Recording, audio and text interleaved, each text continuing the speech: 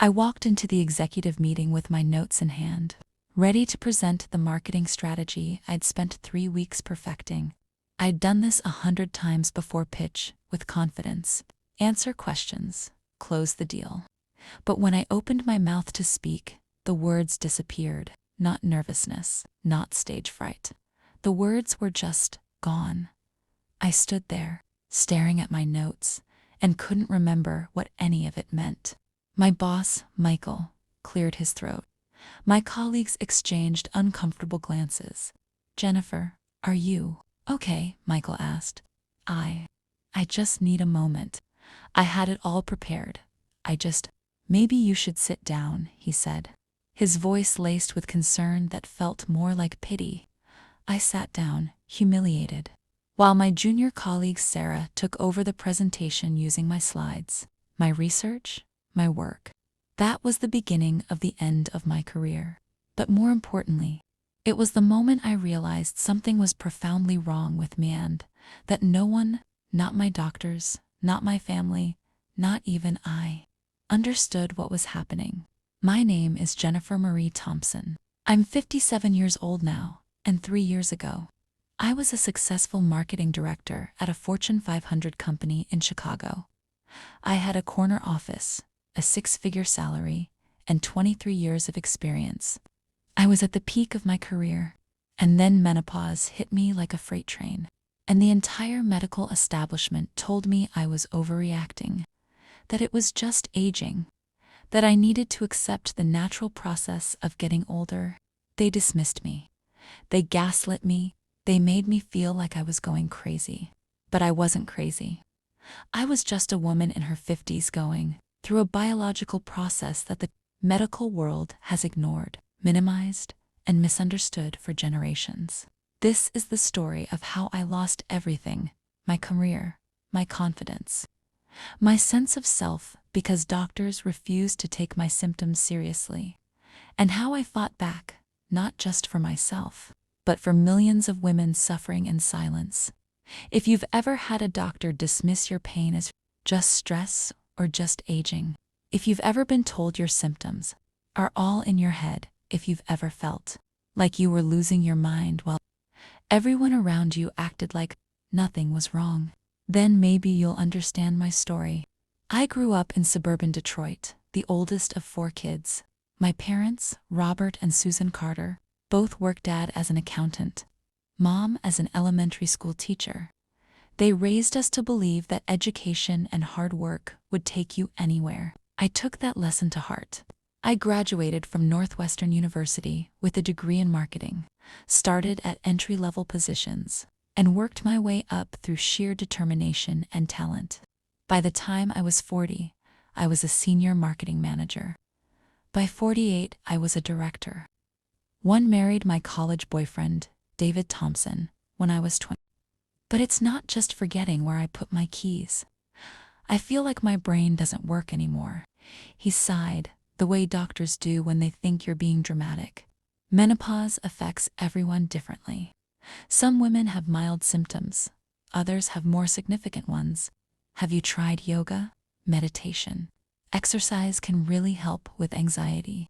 I'm already exercising. I need medical help.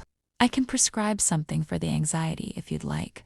A low-dose antidepressant might help with the mood swings. It's not mood swings. It's cognitive impairment. "Jennifer," he said, his voice taking on that patronizing tone I'd come to hate. "You're 52 years old. Your body is changing. You need to accept that you're not going to feel the same way you did when you were 30. That's just reality." I left his office with a prescription for Zoloft, and the distinct feeling that I'd just been patted on the head and dismissed. The medication didn't help. The brain fog continued. The memory problems got worse. At work, I started having to write everything down, set constant reminders, double-check everything, because I couldn't trust my own mind. My colleagues started noticing. Sarah, my junior colleague who was 15 years younger, began being assigned projects I would have normally handled. In meetings, people started looking to her for answers instead of me. "Jennifer seems off lately. I overheard someone say in the break room, maybe the job's getting to be too much for her. I wasn't off. I was struggling with symptoms that were affecting my ability to function.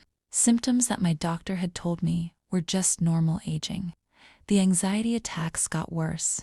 I'd be sitting at my desk and suddenly feel like the walls were closing in, like I couldn't breathe, like something terrible was about to happen. I'd have to excuse myself, go to the bathroom, and sit in a stall trying to calm down. David noticed the changes too, but he didn't understand them. "Jen, you seem really stressed lately," he'd say. "Maybe you should take some time off. Relax a little." "I'm not stressed. Something's physically wrong with me." "You went to the doctor?" "He said it's menopause."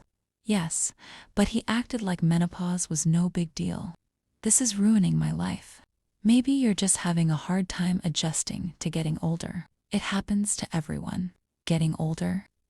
As if my symptoms were just vanity, just me refusing to accept aging gracefully. I went to another doctor, then another. Each one said essentially the same thing. "It's just menopause. This is normal for women your age. Have you tried hormone replacement therapy? Some women find it helps with hot flashes." But when I asked specifically about the cognitive symptoms, the memory problems, the brain fog, they'd dismiss it. Stress can affect memory. Anxiety can make you feel confused. Maybe you're depressed. Depression in midlife is very common. One doctor, a woman in her 30s who'd never been through menopause, herself actually said to me, "You know, a lot of women your age struggle with accepting the aging process. Have you considered therapy? It might help you come to terms with this new phase of life." Come to terms with it. As if I was having an existential crisis rather than experiencing debilitating physical symptoms. The worst incident happened during that executive meeting I mentioned, the one where I completely blanked in front of my boss and colleagues. After that meeting, Michael called me into his office. "Jennifer, I'm concerned about you," he said. "That's not like you. You're usually so on top of things." "I know, I'm sorry. I've been having some health issues." "What kind of health issues?"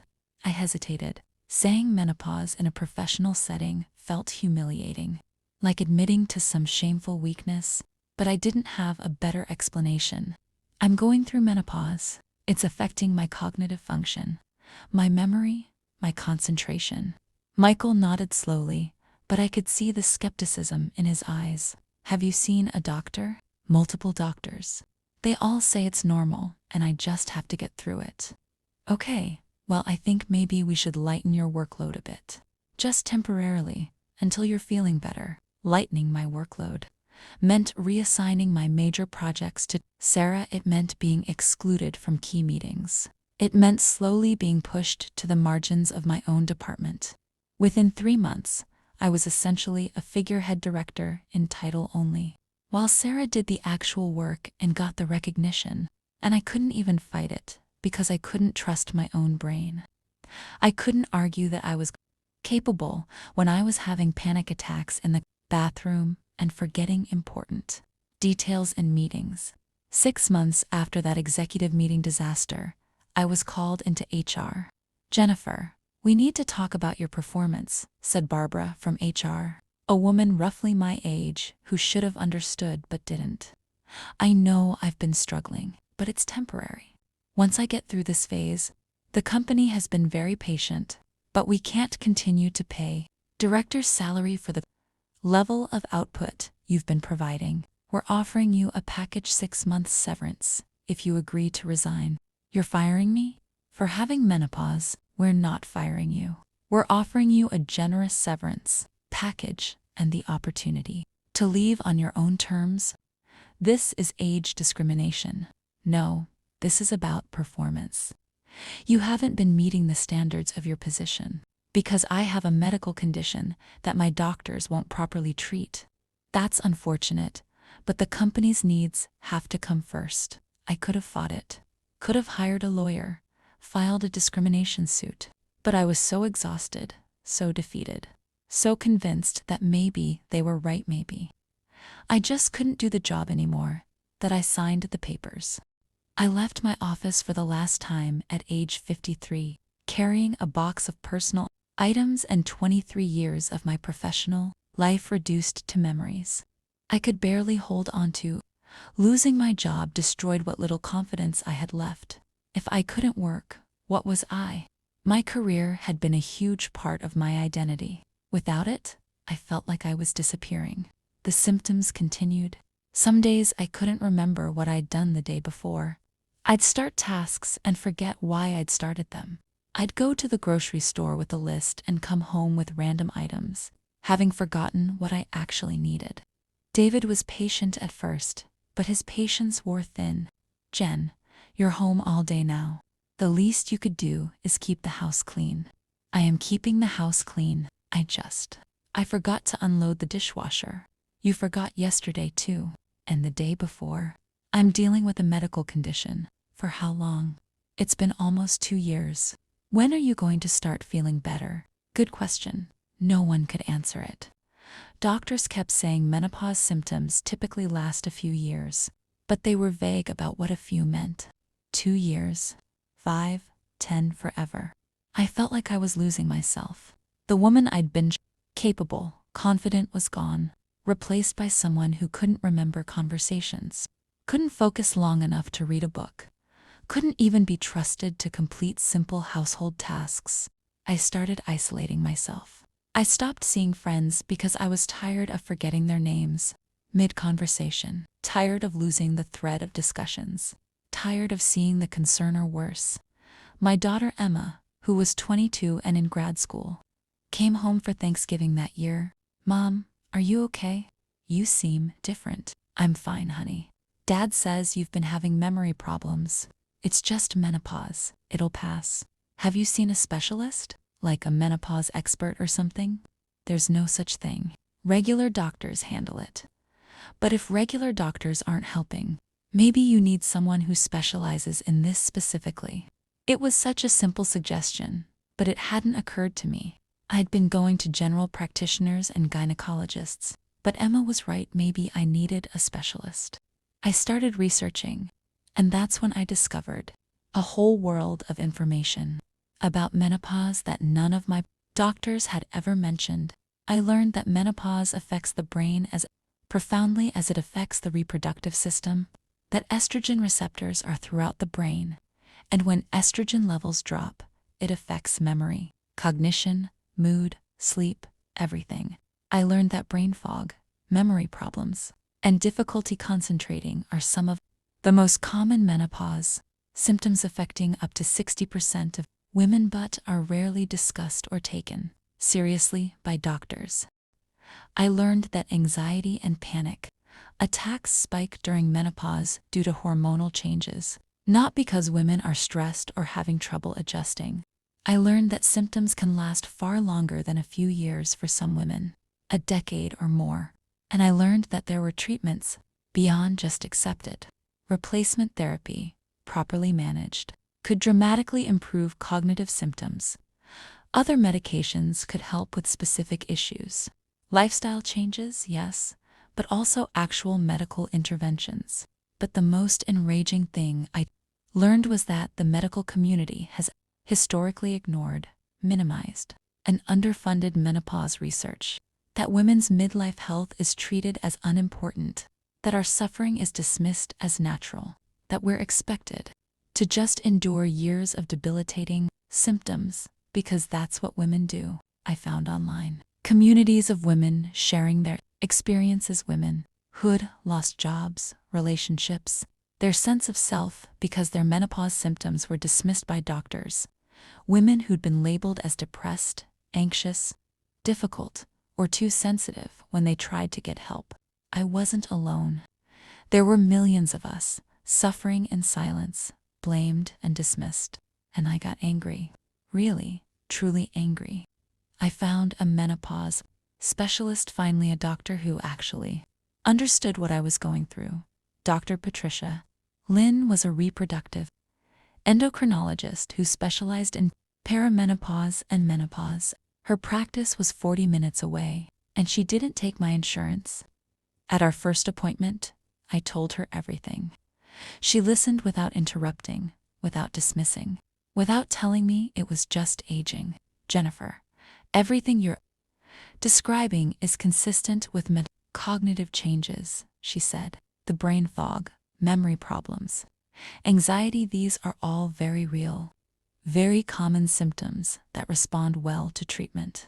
But my other doctors said, your other doctors were wrong, or more accurately, they were uninformed. Medical schools spend maybe an hour on menopause, if that. Most doctors, even gynecologists, don't understand the full range of symptoms or how to treat them effectively. So there's actually something that can help. Absolutely. We'll start with hormone replacement therapy, bioidentical hormones. That will help replace what your body's no longer producing. We'll also look at your thyroid, your vitamin D levels, and other factors that can compound menopause symptoms. And I want you to see a cognitive neurologist just to rule out anything else going on. For the first time in years, I felt hope. The cognitive neurologist confirmed, no dementia, no Alzheimer's, no other neurological issues, just menopause affecting my brain function. Within 3 months of starting HRT and other treatments, I started feeling better. The brain fog began to lift, my memory improved, the anxiety attacks decreased. I could read a book again, follow a conversation, remember what I'd done yesterday. It wasn't an overnight miracle. It took almost a year to get back to feeling like myself. But I did get back to myself. The me I'd thought was gone forever was still there, just buried under untreated hormonal chaos. And as I recovered, I got angrier and angrier about what I'd been through, about the job I'd lost, the years I'd suffered, the dismissal, the gaslighting, the medical negligence. I'd spent 3 years thinking I was losing my mind, that I was getting dementia, that I was just old and declining, and the whole time, I'd just needed proper treatment for a normal biological process. One night, unable to sleep though now, from anger rather than hot flashes, I did something impulsive. I opened TikTok, an app my kids had been trying to get me to use, and recorded a video. Hi, I'm Jennifer. I'm 55 years old. 3 years ago, I started experiencing severe brain fog, memory problems, and anxiety. Multiple doctors told me it was just menopause and I needed to accept aging. I lost my job because I couldn't function. I thought I was losing my mind. Turns out, I just needed proper treatment for menopause symptoms that affect 60% of women but are ignored by the medical establishment. If you're a woman in your 40s or 50s and your doctor is dismissing your symptoms as just stress or just aging, demand better. You deserve better. I posted it without much thought, went to bed, and forgot about it. The next morning, the video had 47,000 views. By that evening, 200,000 comments poured in. Oh my God, this is me right now. I thought I was going crazy. I'm 48, and my doctor told me the exact same thing. Thank you for sharing this. Lost my job at 52 because of brain fog. They said I wasn't performing. I was just going through menopause. My mother went through this. She thought she had early Alzheimer's. No one told her it was menopause. I made more videos about my specific symptoms, about the doctors who dismissed me, about losing my job, about the research on menopause and brain function, about treatment options. Each video went viral. Women in their 40s and 60s shared their own stories in the comments. The hashtag menopause truth started trending. I'm a doctor, and I'm ashamed to say we weren't taught this in medical school. One comment read from a verified physician's account. Within a month, I had 500,000 followers. A month after that, over 1 million. Mainstream media noticed. Local news wanted to interview me. Then national news. Then the Today Show, Good Morning America, NPR. I appeared on a panel about women's midlife health on a major talk show. When the host asked why this issue wasn't being talked about more, I looked directly at the camera and said, because menopausal women aren't seen as valuable. We're not young enough to be we're past childbearing age, and we're just aging. Society and the medical establishment don't see our suffering as important enough to research, fund, or fix. But there are over 50 million menopausal women in the United States alone. We're not invisible, and we're done being silent. The clip went viral, 15 million views in 3 days. With the platform I'd accidentally built, I connected with researchers who'd been studying menopause but couldn't get funding. I amplified the work of doctors like Dr. Lin, who were actually helping women. I called out the medical establishment for its neglect of midlife, women's health. I started a petition demanding that medical schools increase education about menopause and its treatment. It got 750,000 signatures. I organized a letter-writing campaign to Congress, demanding increased funding for menopause research. Tens of thousands of women sent letters. I testified before a congressional committee about the economic impact of untreated menopause symptoms. Women leaving the workforce, lost productivity, healthcare costs from misdiagnosis and improper treatment. Representative Daniels, with all due respect, this isn't just a women's issue, I said during the hearing. This is an economic issue. When 20% of women in their 50s leave the workforce due to menopause symptoms, when countless others are underperforming or being pushed out like I was, that's billions of dollars in lost economic productivity, and it's preventable with proper treatment and support. The hearing was covered by major news outlets. The phrase menopause maverick started appearing in headlines, a nickname I hadn't asked for but grew to embrace. But the backlash was real too. Men and some women accused me of making excuses, of playing the victim, of blaming biology for personal failures. If you couldn't handle menopause, maybe you weren't cut out for a high-level job anyway, one troll commented. Women need to stop whining about natural processes. Men don't complain about getting older, another wrote. This is just feminism gone too far. Next, they'll want special treatment for having periods, a particularly charming individual posted. The comments hurt, but they also galvanized me. They proved exactly what I'd been saying, that women's health, especially midlife women's health, is not taken seriously. I also received death threats, rape threats, threats to put me in my place, because apparently advocating for medical treatment of menopause symptoms is threatening to some people. But for every hateful message, I received 100 messages of gratitude. You saved my marriage. I was on the verge of divorce because my husband thought I was losing it. Your videos helped him understand it was menopause. I showed your TikTok to my doctor. She actually listened and started me on HRT. I feel human again. My company just implemented menopause support policies because of your advocacy. Thank you.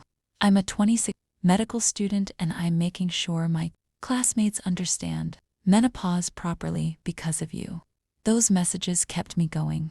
The movement I'd accidentally started grew beyond me. Other women started sharing their stories, creating content, advocating for change. Doctors began speaking out about the gaps in medical education. Companies started implementing workplace policies to support menopausal employees. And slowly, actual policy changes began happening. 6 months after my congressional testimony, a bipartisan bill was introduced. The Midlife Women's Health Research and Education Act. Increase NIH funding for menopause research by $100 million annually. Require medical schools receiving federal funding to include comprehensive menopause education. Establish menopause clinics in underserved areas. Mandate that health insurance cover menopause treatments, including HRT. Protect women from workplace discrimination due to menopause symptoms. I was invited to the press conference when the bill was introduced. Standing beside representatives from both parties, I felt something I hadn't felt in years. Powerful. The bill faced opposition. Of course, fiscal conservatives said it was too expensive. Some religious groups opposed anything related to hormone therapy. Insurance companies lobbied against the coverage mandates. But we fought. I mobilized my followers, now over 3 million across various platforms to contact their representatives. We organized rallies, phone banks, letter writing campaigns. We made noise. The bill passed 9 months later. Not without compromises. The funding was reduced. Some provisions were weakened, but it passed. President Morrison signed it into law in a Rose Garden ceremony.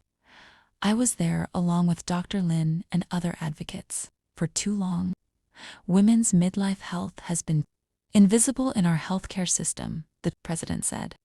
Today, we're saying that menopausal women matter, that your suffering is real, and that you deserve proper care and support, I cried. Not sad tears, but tears of vindication, of victory, of finally being heard. With the book deals and speaking engagements that came from my advocacy, I finally had financial security again. More importantly, I had purpose. I launched a nonprofit called the Menopause Collective dedicated to education, advocacy, and support for menopausal women. We created free resources, trained healthcare providers, lobbied for policy changes, and built a community. Our signature program was Menopause Warriors support groups for women going through menopause, led by trained facilitators who'd been through it themselves. Within a year, we had chapters in 200 cities. I also wrote a book, The Silent Crisis: How Medical Neglect of Menopause is Failing Women. It became a New York Times bestseller, bringing even more attention to the issue. David and I went to marriage counseling. Those years when I was symptomatic had strained our relationship badly. He admitted he hadn't understood how serious it was, had thought I was being dramatic. "I'm ashamed I didn't support you better," he said during one session. "I should have believed you when you said something was wrong. You did what most people do, you trusted the doctors when they said I was fine." But that's part of the problem. We're all trained to trust medical authority, even when it's clearly failing us.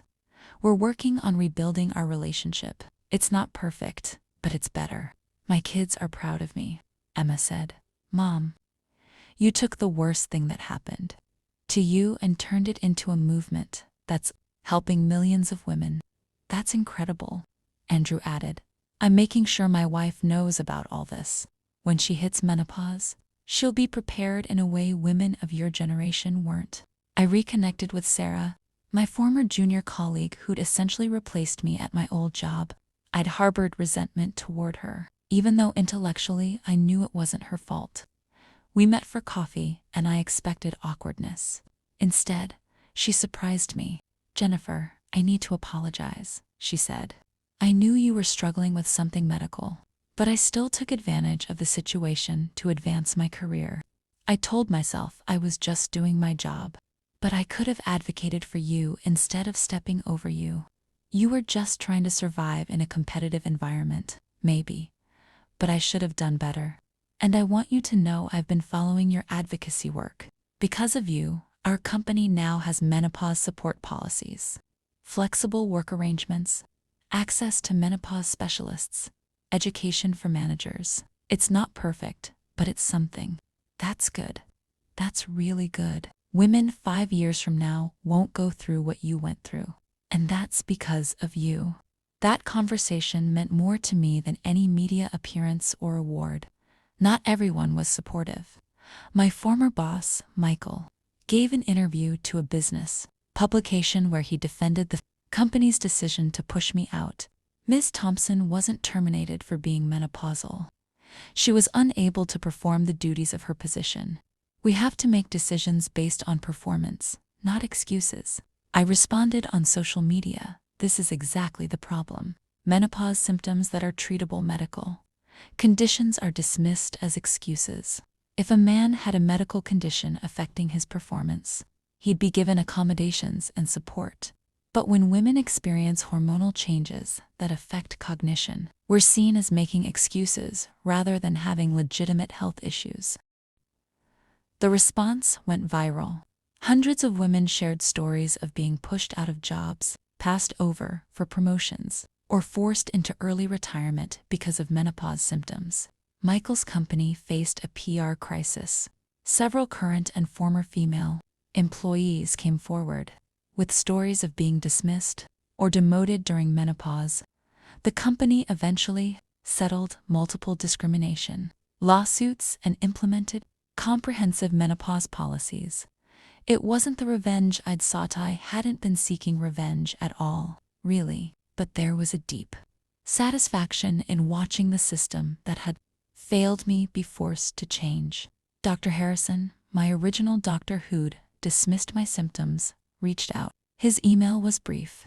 "Jennifer, I've been following your advocacy work. I want to apologize for not taking your symptoms more seriously.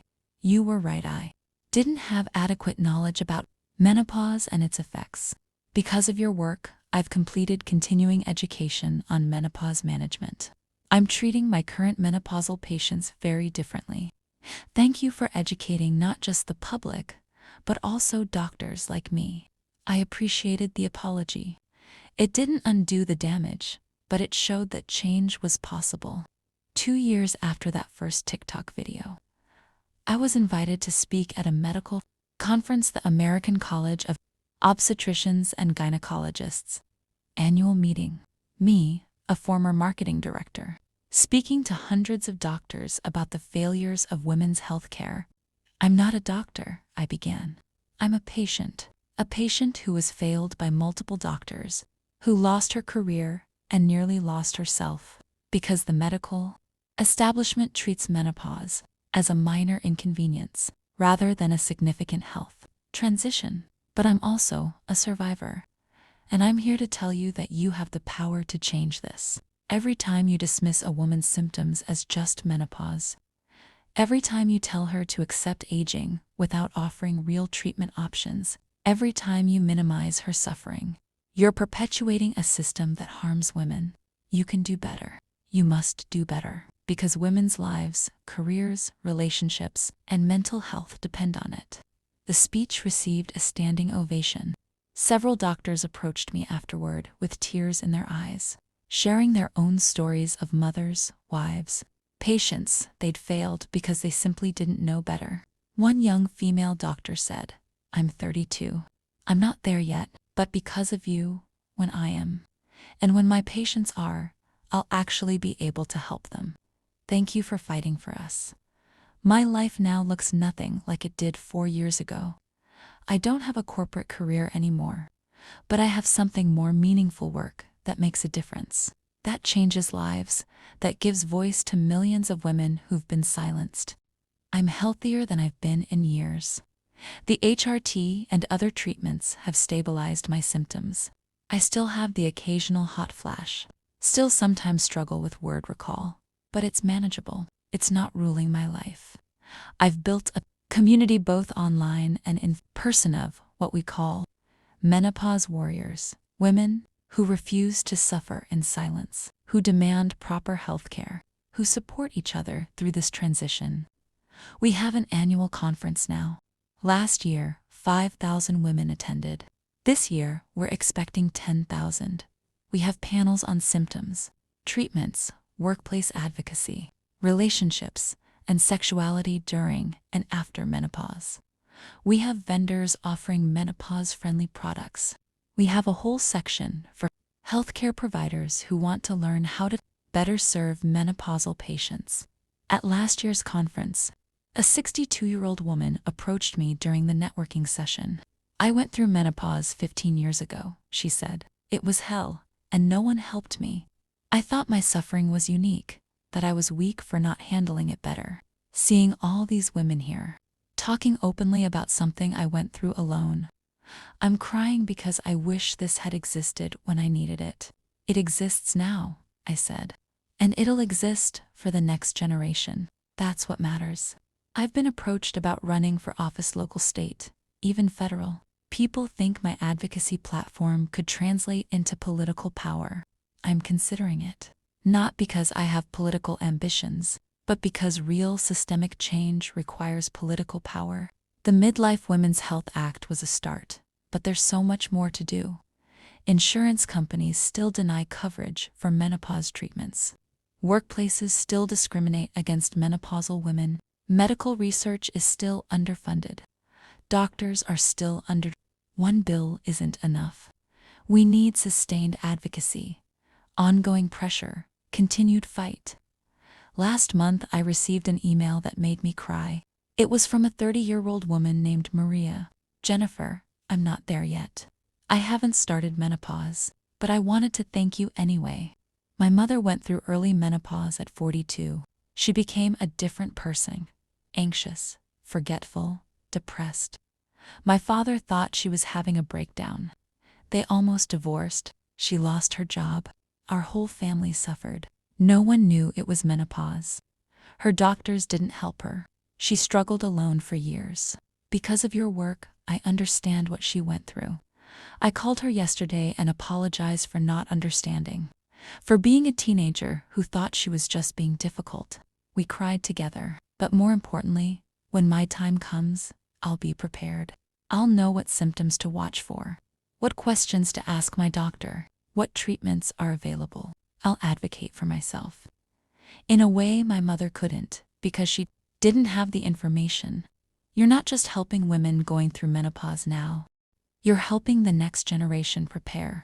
Thank you. I read that email 3 times, then forwarded it to Dr. Lin with the message, "This is why we do the work."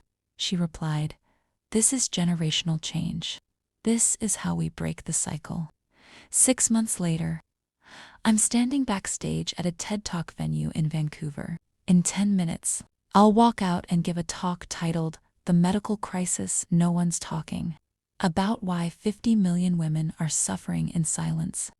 I'm nervous, but it's a different kind of nervous than the anxiety attacks I used to have. This is anticipation, excitement. My phone buzzes. It's a text from Emma. "Mom, you've got this. Dad and I are watching the live stream. We're so proud of you." Another text from Andrew. "Give M hell, Mom. Change the world." And one from Dr. Lin. "About to educate 50 million people in 15 minutes. No pressure." I laugh, take a deep breath, and walk onto the stage. The lights are bright. The audience is silent. I look out at hundreds of faces, women mostly, but men too, young and old. Healthcare professionals and patients, advocates and skeptics. I begin. 4 years ago, I lost my job. I lost my confidence. I lost myself. Not because I wasn't good at my work, not because I gave up, but because I was going through menopause, and the medical establishment treated my debilitating symptoms as a minor inconvenience. I should just accept. I spent 3 years thinking I was losing my mind. Turns out, I was just a woman over 50 trying to get proper healthcare in a system that doesn't think we matter. But here's what I've learned. We do matter. Our suffering is real. Our symptoms are treatable. And when we speak up, when we demand better, when we refuse to be dismissed, we can change everything. 1 year later, the changes keep coming, slowly but surely. Major corporations Google, Microsoft, Apple have implemented comprehensive menopause workplace policies, flexible schedules, access to menopause specialists through their health plans, mandatory manager training on supporting menopausal employees. Several states have passed their own menopause education and support legislation. California now requires all health insurance plans to cover menopause treatments. New York mandated that all medical schools include at least 20 hours of menopause education in their curriculum. The cultural conversation has shifted. Celebrities are talking openly about menopause. TV shows are featuring storylines about it. It's no longer taboo, no longer something women whisper about in embarrassment. But there's still so much work to do. I've partnered with Dr. Lin to open the first comprehensive menopause wellness center in Chicago. It's not just a medical clinic, it's a full-service center offering medical treatment, counseling, nutrition support, workplace advocacy, and community connection. On opening day, we had over 200 women come through the doors, some for medical appointments, some just to see the space, to know that finally there was a place designed specifically for their needs. One woman, probably in her late 40s, stood in the lobby crying. "I'm sorry," she said when I approached her. I'm so relieved. I thought I was going crazy. My doctor keeps telling me I'm fine, but I know something's wrong. And now there's this whole center dedicated to what I'm going through. I'm not crazy. This is real. You're not crazy, I told her. You're going through a biological process that the medical world has neglected for too long. But you're not alone, and you're going to get help. She hugged me, the stranger, and whispered, "Thank you for making us visible." I've been asked to consult on a new research study, a longitudinal study tracking women through perimenopause and menopause, documenting symptoms, testing treatments, building a comprehensive database of information that's been sorely lacking. The study has $50 million in funding, money that came directly from the legislation we fought for. It will follow 10,000 women across 10 years, across diverse racial and socioeconomic backgrounds. This study will change everything, Dr. Lin told me. We'll finally have the data we need to develop better treatments, to educate doctors properly, to prove what we've been saying all along, that menopause is a significant health transition that deserves medical attention and research funding. I'm listed as a community advisor on the study. Me, a former marketing director who just wanted her brain fog treated, now helping to shape major medical research. Life is strange. My relationship with David has fully healed. We're in a good place now, stronger in some ways than before, because we went through something hard and came out the other side. "I'm sorry I didn't understand," he said to me last week, out of nowhere. We were just sitting on the couch, watching TV. "You've apologized many times. It's okay." "No, I mean I'm sorry I didn't try harder to understand. You were telling me something was wrong, and I chose to believe the doctors over you. I should have believed you. You didn't have the framework to understand. Neither did I, really. That's what we're changing, giving people the language and knowledge to understand what's happening. You've become this incredible advocate, this powerhouse. I'm in awe of you. I just got angry and decided to do something about it. That's exactly what makes you incredible. Emma is pregnant with my first grandchild. She's having a girl. I'm going to tell her about menopause," Emma said during a recent visit. "Not when she's 50, when it's happening, but when she's young, so she knows what to expect. So she knows her body, all stages of it, is normal and deserves care. You're going to be a great mom. I learned from you. You taught me to advocate for myself, to demand proper health care, to not accept dismissal. Those are the things I want to teach my daughter. Generational change, breaking the cycle. That's the real victory." Last week I received a letter, an actual, physical letter in the mail. It was from Dr. Harrison, my original doctor who dismissed my symptoms. "Dear Jennifer," it began, "I've been following your work with great interest and, I must admit, significant shame. I recently retired from practice after 40 years as a physician. As I reflect on my career, one of my greatest regrets is how I treated you and other menopausal patients. I was trained in an era when women's health concerns were largely dismissed as emotional or hormonal in a pejorative sense. I never questioned that training. I never sought additional education about menopause beyond the minimal information provided in medical school. Because of my ignorance, I failed you. I dismissed your legitimate medical symptoms. I likely contributed to you losing your job, your confidence, and years of your life to unnecessary suffering. I'm writing not to make excuses, but to acknowledge the harm I caused and to tell you that your advocacy has changed how medicine is practiced. Younger doctors are learning what I never did. Older doctors like me, if they're paying attention, are finally educating themselves. I can't undo the damage I did to you and countless other women, but I want you to know that your pain was not in vain. You've created systemic change that will spare future generations from similar dismissal. Thank you for your courage in speaking up, even when doctors like me wouldn't listen. With deep respect and regret, Dr. Harrison." I sat with that letter for a long time. Part of me was angry his apology didn't give me back those lost years. didn't undo the trauma of being gaslit by medical professionals. But another part of me recognized it for what it was: acknowledgement, accountability, evidence that the system was actually changing. I wrote back, "Dr. Harrison, thank you for your letter. While I can't say that everything is forgiven, the impact of medical dismissal runs deep. I appreciate your willingness to acknowledge the harm and to change your practice. That's all any of us can do. Acknowledge our mistakes, learn from them, and do better going forward. I hope you'll use your retirement to advocate for better menopause education among your colleagues. We need voices from within the medical community saying that change is necessary. The Menopause Collective has grown beyond anything I imagined. We now have a 24/7 hotline for women struggling with menopause symptoms, a directory of menopause knowledgeable healthcare providers in every state, a legal advocacy program helping women fight workplace discrimination, a research fund that's provided $5 million in grants to menopause researchers, an online education platform with free courses on menopause for patients and healthcare providers, support groups in 47 states and 12 countries. We've helped over 100,000 women get proper diagnosis and treatment for menopause symptoms. We've trained over 5,000 healthcare providers. We've influenced policy in 23 states. And every week, I still hear stories like mine.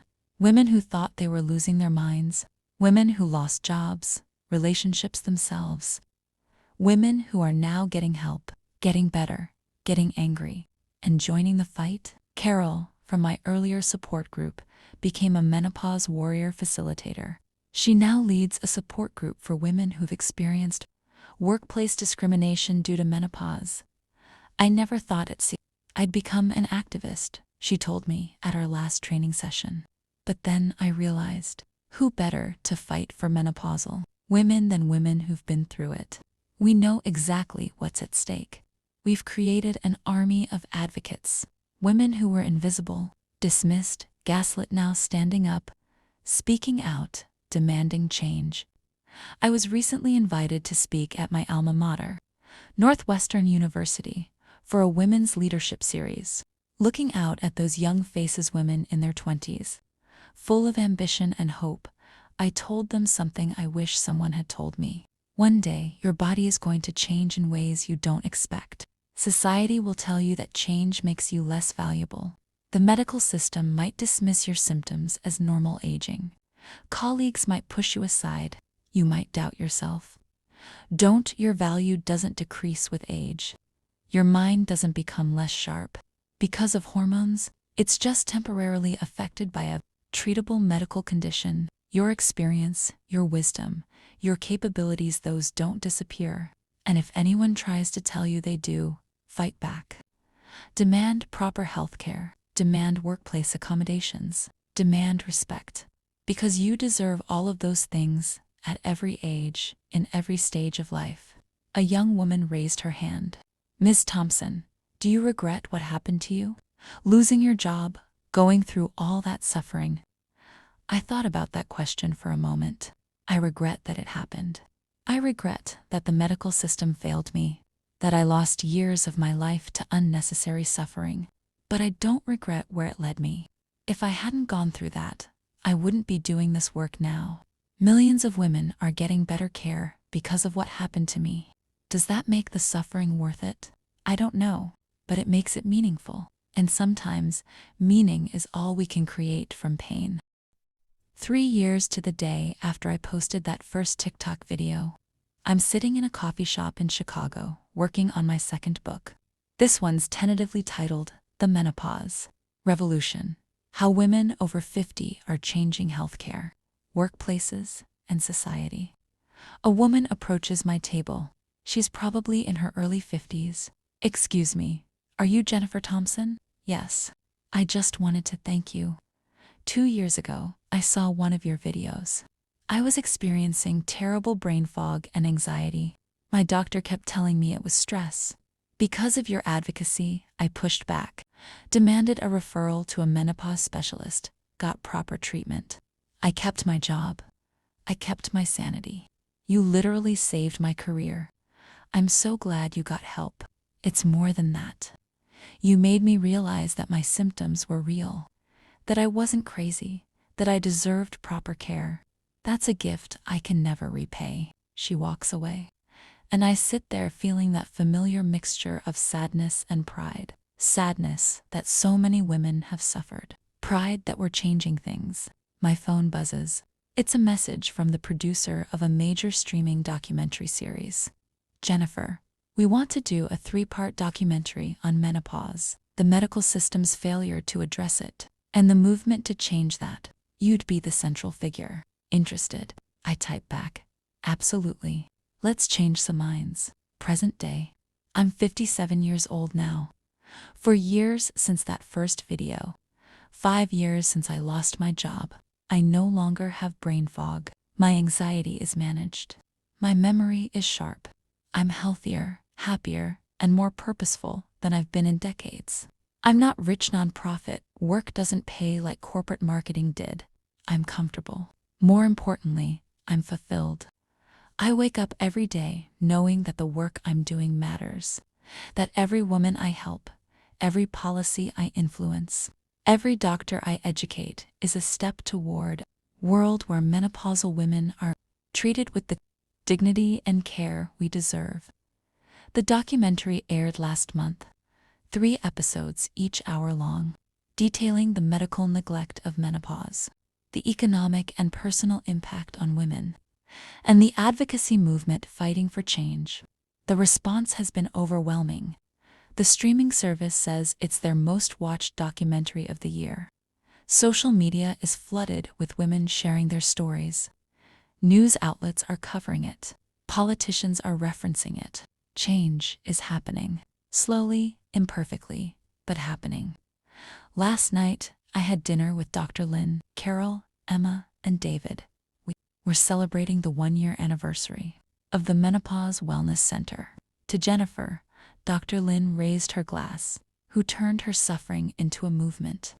"To all of us," I corrected, "this isn't about me. It's about every woman who's been dismissed, who's fought back, who's demanded better. It's about the millions of women who suffered in silence before us, and the millions who won't have to because of what we're doing now." To the menopause warriors, Carol added. To the revolution, Emma said. We clinked glasses. These women who'd become my chosen family, my fellow fighters, my proof that community can heal and empower. David squeezed my hand. "I'm proud of you, Jen, of who you've become through all of this." "I'm proud of me too," I said, and I meant it. 5 years later, I'm 62 years old. It's been 9 years since my symptoms started. 5 years since I began advocating. Emma's daughter, Charlotte, is 3 years old. Yesterday, she asked me, "Grandma, why do you talk about menopause all the time?" Emma and I looked at each other and laughed. "Because Grandma wants to make sure that when you're older, and when your mommy is older, doctors will take care of you properly," I explained. Grandma had to fight really hard to get help when her body was changing. "I don't want you or mommy to have to fight that hard." "Oh," Charlotte said, processing this with 3-year-old seriousness. "That's nice, Grandma." Out of the mouths of babes. "Yes, sweetie. It is nice. It's necessary. It's justice. It's revolution. But I'll take nice." The work continues. There are victories, new research findings, policy changes, cultural shifts. There are setbacks, funding battles, political opposition, persistent medical bias, but we keep fighting. Because that's what menopause warriors do. We fight for ourselves. We fight for each other. We fight for the generations coming after us. And slowly, stubbornly, we're winning. My name is Jennifer Marie Thompson. I'm 62 years old. I lost my career to medical neglect of menopause symptoms, but I found my purpose, and I'm never going to be silenced again.